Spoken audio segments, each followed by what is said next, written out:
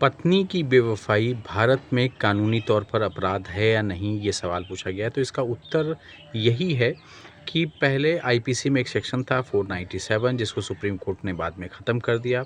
उसके बाद से पत्नी की बेवफ़ाई भारत में अपराध नहीं रह गई, वो आपराधिक कृत्य नहीं रह गया।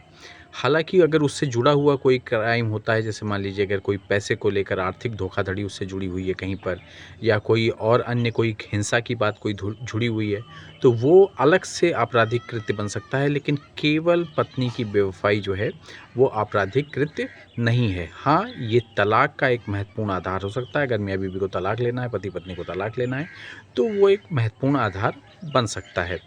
अब अक्सर लोग सवाल पूछते हैं कि अगर बेवफ़ाई का संदेह हो तो आपको क्या करना चाहिए? तत्काल या आवेग में कोई भी फ़ैसला मत करें, क्योंकि आवेग में लिया गया फ़ैसला गलत होता है और आप ही के लिए अधिकतर गलत साबित होगा।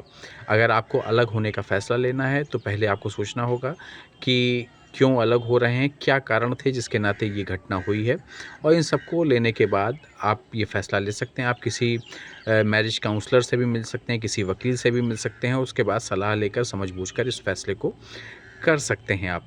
अक्सर कर ऐसी घटनाएँ जो होती हैं, उसके पीछे कहीं न कहीं महत्वपूर्ण कारक होता है कि पति-पत्नी के बीच में जो कनेक्ट है, जो इमोशनल कनेक्ट है या जो प्यार का कनेक्ट है, वो धीरे-धीरे कम पड़ जाता है। और दूसरा बहुत बड़ा कारण इसका होता है कि फ़िज़िकल इंटीमेसी में सैटिस्फैक्शन जो है वो ख़त्म हो जाता है, और ये एक महत्वपूर्ण कारक अदा करता है ऐसी घटनाओं में।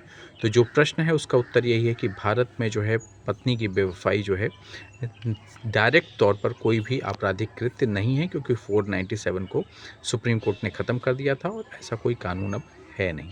प्लीज़ इस चैनल को लाइक और सब्सक्राइब कर दें, जिससे मैं अब तक लीगल अपडेट लाता रहूँ। नमस्कार, धन्यवाद।